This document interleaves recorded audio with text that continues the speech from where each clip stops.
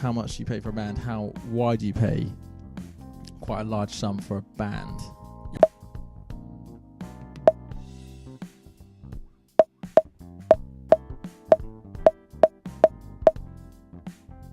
Yeah, we're going to dive into this. Where we should quickly start is a background of a musician, right? So we're in our late 20s, 30s. Mm-hmm. I talk for yourself. You're getting there, bro. Don't worry about it. Shit, don't worry about it. 30s. Yeah. So I mean, I would say typical, and obviously you can agree or disagree with me on this. A typical starting point for a musician, right? We'll just go for the average, because obviously there's many ways to be a musician, right? So when did you start playing music? I started playing when I was about 8. Yeah, so I started when I was 13. I'm not sure. I think Steely was around the same age, like early teens, like 13, 14. Yeah, the start of high school is generally when most people do. So yeah, it's normally like studying from a young age, getting like the passion for it, going to college for a couple of years, then decided to go to university to actually study music intensely for 2 or 3 years, or maybe more, but average is about 3 years. On top of that, all of the thousands of hours of practice. That all comes into it. Yeah, like then it's the professional, right? Then it's I don't know, like for me it was cruise ships. I did cruise ships and hotels for like 7 years, 5 years on the cruise ships, but immersed with hotels and stuff. So there's a practical element as well, being a professional. And then do you know what I mean? So it's like, and you did that stuff as well. Yeah. So that, I think the general misconception with people that don't have any sort of musical background at all, especially if you're wanting to hire a band, I think you kind of think, oh, I know a guy who him and his mates play in a pub band, and they might do it for a hobby, and so they're all like that, right? They're just doing it because they love music, so they can just rock up and play a few songs. 9 times out of 10, the average Joe, whoever they are, average punter, whether you're you're an auntie or something, you probably know a nephew, like, oh yeah, my nephew's just started playing guitar, he's just started. Fast forward 17 years, 20 years, right? That's where we're at. That's where these bands are at. That's where these musicians who are professional musicians who work for a living as a musician. Yeah. Like, it's that long, right? So I think I would safely say that's pretty much a very standard way of where most people are in the UK. There's various ways to go into music, and you don't have to go to uni or anything, but that's pretty much the majority of people I know who are musicians. That's the way, basically, how they've done it. You know? And almost every musician in the world will have dealt with the problem of someone looking to hire a musician and then being offered just a price that doesn't reflect the work and the service that you're providing. We did a bit of research on Facebook. You put up a post on Facebook a couple of weeks ago where we went onto one of the main dep musician sites in the UK. 60,000 people are in this group. This is a Facebook group chat. Not the group chat. It's a private group on Facebook. Private group. Like there's anything. Yeah, I'm pretty sure it's the biggest for like working musicians in the UK. Just for like any sort of jobs that go up, you can advertise it that way and get gigs like that. So we put up a post saying we're trying to do a bit of research. We want to get some feedback from the musicians themselves on why you think as a musician you deserve to get paid.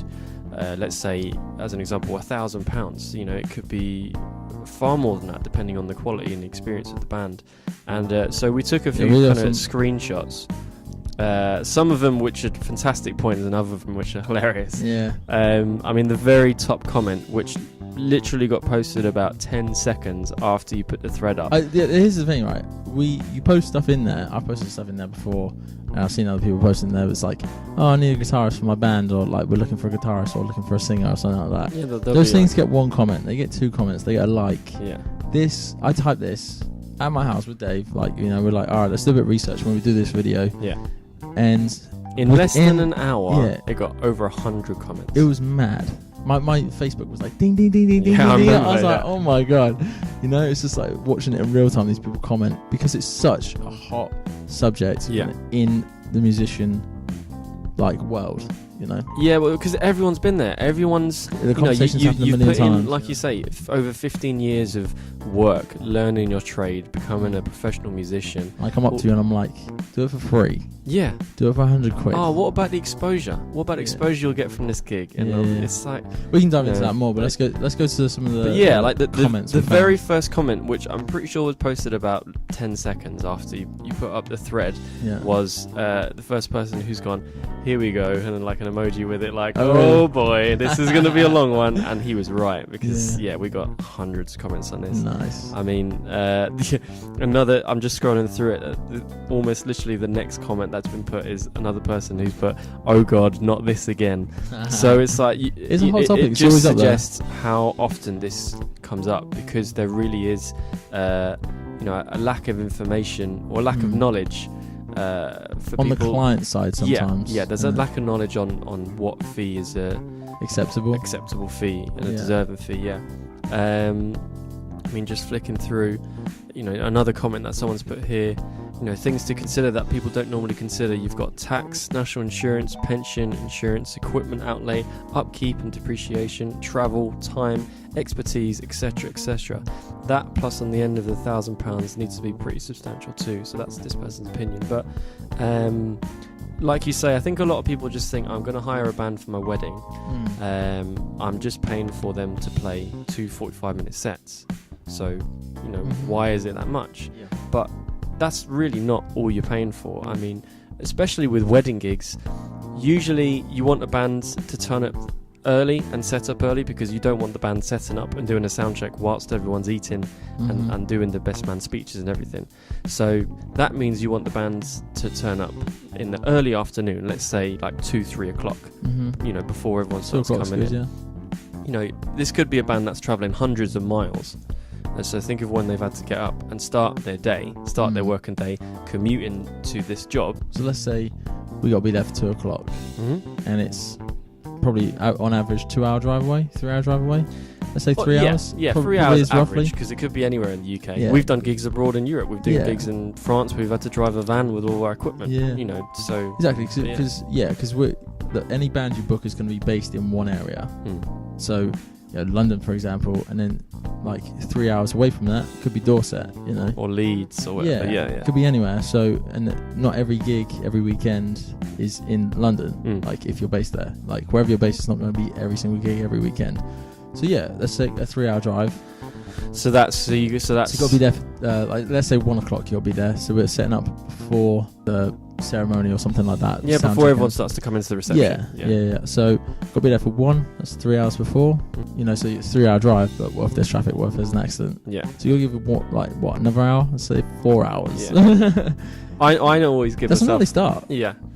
And then you think about, well, what are you bringing with you? All the equipment, everything. So you're bringing your own instruments, which cost thousands of pounds. Yeah, lighting, lighting, which cost thousands of pounds. Sound equipment, the PA, which and the speakers, all the leads, which they do break. That's probably the thing that's replaced the most. The upkeep, like you said, upkeep and depreciation. Yeah. Like you're either paying for these things outright, like the lighting and sound, or you're renting it, which is not cheap at all. Yeah.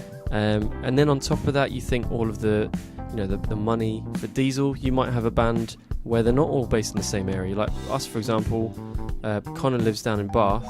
You guys live in Reading. We live in London. Yuki lives in Shepherd's Bush.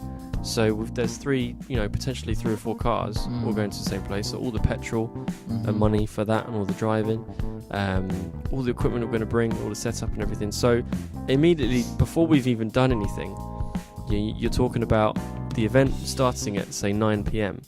We're getting there for 1. We've left the house at like 9, 10. We're bringing all this thousands and thousands of pounds worth of equipment and setting up early and then waiting around. Probably not getting any. Well, you may or may not get some food or drink whilst you're there. So let's say we got to buy food. Yeah, from say we'll bring it station ourselves, or Asda or something. Whatever. Bring that along with us. And then and then even before the day that you're travelling, think of the amount of hours of preparation and rehearsals. Yeah, because there's a first dance to learn, more than likely. Or other requests that the bride and groom. There's also set lists to download because one of the things our band provides is like a laptop DJ service, isn't it? So we do have a lot of music that we play, but we always ask the client, the bride and groom, what sort of music they're fans of, what they want us to play. So maybe give us a list of like 10, 20, 30 songs. They're like, oh yeah, we love this artist, play some of this, play some of this, play some of this. So, you know, we're up like putting that in order, like, or like, you know, putting it together in our set list so we can play a load of different music in between our breaks and stuff. So that's us all getting together beforehand to rehearse these songs, to learn them. Yeah. So songs are like first dance if we need to learn it. If you want to go even further back than that, you know, how have you booked the band? Most likely it's going to be off a website or off an agency. So from that, you've got to pay for the websites, you've got to pay for photo shoots, video shoots, so you can advertise yourself, which again, that all costs like a lot of money. Any business, isn't it? Yeah, like this is the key thing. That's probably the most important thing you said. Is a business. It's not just a bunch of guys playing for a hobby. Like, this is a musician, just like any other trade, just like a plumber or an IT guy that comes out, or a mechanic or anything. Bakery. Yeah, whatever it is. Sure, yeah. I'm hungry. But it's a service. You know, we're a business and we're providing a professional service, and I think that's the key thing that gets lost, because you think it's music, it's an art. You know, loads of people can learn an instrument for a hobby, and so people assume it's just, you know, you're just doing something that you love, so we'll give you a couple £100 and you'll be fine. But so we carry on with the day. Where are we at now? So we've arrived at the venue. So we've arrived. So it's going to take a couple of hours to set everything up. Yep. Set up all the lighting and the PA. Sound checking, making sure the sound, like, you'll give yourself enough time as well to make sure anything goes wrong or the loading in. We've got to park this van, take all the equipment out. And it's, you know, spins, sometimes lighting, it's not that easy as kits, taking out the back keyboards, of a van, everything, through a door into a room. Sometimes it's down like a big corridor, up some stairs, in a lift or something. You know, like we've done many a lift, haven't we? Like at venues and stuff. And then you might think, sound checks, that takes, you know, it's a piece of piss, just plug in your instruments and play. But you know, you might be at a Every venue. Room is different. Yeah, you might be at a venue that has a sound limiter. That's quite common in a lot of wedding reception areas. Yeah, so then you've got to told compete with that. Yeah. So you know, you've got to tweak your volume to an appropriate level in the room. There's sound checks. I don't know. That could be a whole podcast in itself, just about sound checks and how awkward they are, because there's a million things that can go wrong. So once you've done that, your sound check is done. Cool. It's now probably like, I don't know, 2 o'clock. Let's say 1 o'clock, 2 o'clock. Now we're just waiting around for a few hours. That's like 5 hours. Yeah. Maybe until you start, probably more. Yeah. So we're probably going to go get some food. But you can't really go anywhere too far away in case there's any issues. Exactly. If they want to borrow mics for speeches and stuff. Yeah. Or especially if you're going to come and play for the first dance, you've got to be around. Yeah, cutting the cake, first dance and that.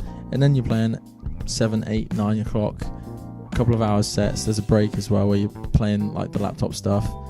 And then, you know, you finish playing, then we finish with the laptop, and it's midnight. So that's gone from 9, 10 a.m. to midnight. And that's just when the gig finishes. And that's just when the gig's finished. And at that point, you shut music down, and then we start packing down. And we're quite good with packing down. Like, that's like obviously faster than setting up and stuff. Still take what, an hour and a half? Nah, not to pack down. But like really? let's say an hour to pack down. Just right, fair enough. Like all the leads, all the lights, and everything. And sometimes you're packing down in the dark as well, because like it's outside or whatever the gig is, you know. So you're packing down. So it's 1 o'clock now, 1 a.m. And then you got to load the van. Another half hour with all that gear, like, and you're tired, obviously, and then the 3-hour journey back. Yeah, you know, you're not going to go home to or accommodation. Or accommodation, and the accommodation costs have to come into it. And a hotel for 5 people, guess how much that costs? A couple £100. Yeah, you know, so it all starts racking up pretty quickly, you know, and that's where the money. That's why it costs so much for a band. Yeah, the actual performance itself. Obviously, that's the main reason you're there, but that's only a part. That's not what you're paying for. Of only the entire cost. That's I think maybe that's the difference. Maybe that's where, you know, some people are like, yeah, but you're only playing like 2 hours. Like, you know, it's everything we just listed before that. Yeah. Everything we just listed before that. And just going back to, you know, it being a service. You know, you're a professional musician. That might be your main job. You're a musician by trade. That's your main source of income. So you think, okay, you're paying £1,000 for 4 people, so that's £250 per person. So you're talking about them working 14 plus hours on a weekend, which is, you know, that's supposedly time off for most other people, but they're working. That's the weekend gone, really. Yeah. Let's think about it. It's the weekend gone. Like Friday, Saturday, maybe a Sunday as well, gig. But that's the weekend gone for those people, like the musicians. Yeah, of course we want to do it. We love doing it. that's what it is. But your wedding is that Saturday in 1 year. Yeah. You know, you have every Saturday off, you have every Friday off. Like, do you know what I mean? Like, yeah, it's just one of those things. It's the social part, you know, the social life of a musician kind of goes out the window a little bit, you know, I guess. You got any more comments? Yeah, let's have a look. There was a really interesting one. Let's have a look. So it's a thing that's been said many times, but it works. Take 4 or 5 plumbers, electricians or IT guys, have them drive 100 miles, bring thousands of pounds worth of tools with them, and have them work for 6 hours at night time on a weekend. See how much that costs. It's like, just to put it into context, and this isn't us like, just to say, this isn't us like pissing and moaning and complaining or anything, but we're just trying to provide a bit of context so you can understand where we're coming from. You know, there's a lot of people that musicians that's their main job, yeah, so you have to treat it as such. I think when that person is using the plumber example, that's a very common example when it comes to this conversation. But when it comes to that, I think society, you know, sees that as a real job, sees like you know, exactly, it's a real job. That's a real job. Musician's not a real job. The plumber is known as hardworking, you know, had to go for a lot of time, like learning the skills. Most plumbers. Yeah, damn you lazy. But you know what I'm saying. Where we at? So yeah, you know, what other comments you got? I wanted to find one that was really good. This is the one. This is the one that hits home to me most. How much time we got? What are we on? We're on 28 minutes. Okay, so I'll be quick. So I'll read this out. So this person says the reason for why you'd pay £1,000 or more, because we're going to spend days learning your requests. I'm going to make you cry with emotion in your first dance song. We're going to sing the living shit out of your wedding. My bandmates are going to tear it up. I'm going to sweat my tits off. I'm going to perform like never before and not accept less than to have that dance floor filled and bouncing, making you memories to last you the rest of your life. That's the reason why you should pay the money. You pay more money. That's why you should pay more money for a good band. Because they're going to provide memories. They're going to provide a night that you're never going to forget. It's going to be incredible music with an incredibly tailored, professional, amazing band. And people are going to remember your wedding for years and years to come because of how incredible the night was. And that's what you want for your wedding. You want everyone, obviously it's a day for you, but you want all of your best friends and family to enjoy it as well. So that's the main reason. For YouTube viewers, thanks for watching. Check out the next episode from us, Penthouse 5. Peace. See you later.